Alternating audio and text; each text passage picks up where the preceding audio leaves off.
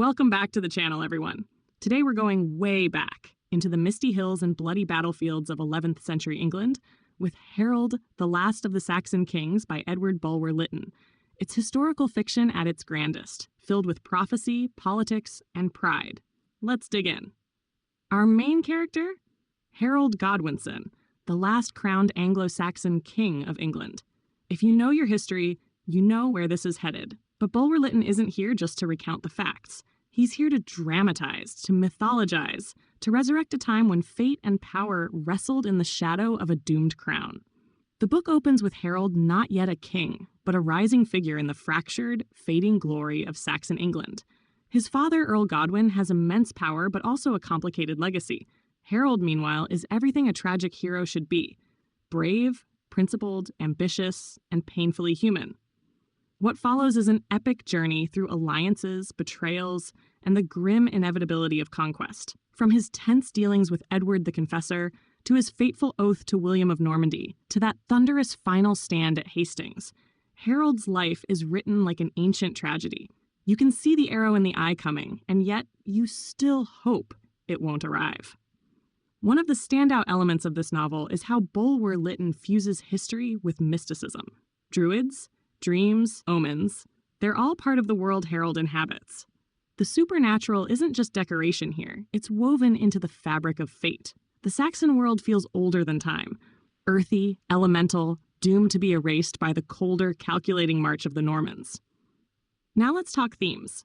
Harold is about destiny and choice, about the tension between personal honor and political necessity. It's about a nation standing on the brink of transformation, and a man who becomes both the last defender of the old world and a symbol of its fall. The novel also deals heavily with identity: Saxon versus Norman, Christian versus pagan, England versus itself. Bulwer-Lytton's prose is lush, sometimes dense, always dramatic. This isn't light reading. It's richly embroidered, full of speeches, descriptions, and philosophical asides.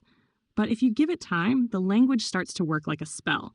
You don't just read Harold, you fall into it. Character-wise, Harold is drawn with great complexity. He's not just a warrior, but a thinker, a lover, a son, a patriot. His internal battles are as fierce as the ones he fights with sword in hand. Other characters, like Edward the Confessor, William the Conqueror, and the fiercely loyal Saxon thanes, are portrayed with nuance, though some, especially the Normans, come off as more symbolic of change than fully fleshed-out people. So, should you read it?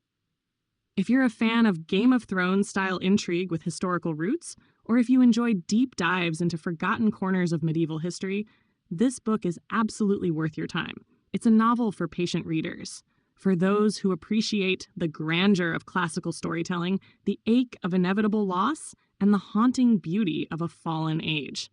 Harold, the Last of the Saxon Kings, isn't just historical fiction, it's a lament. A farewell song to an England that once was, written with the intensity of someone who mourns it even centuries later.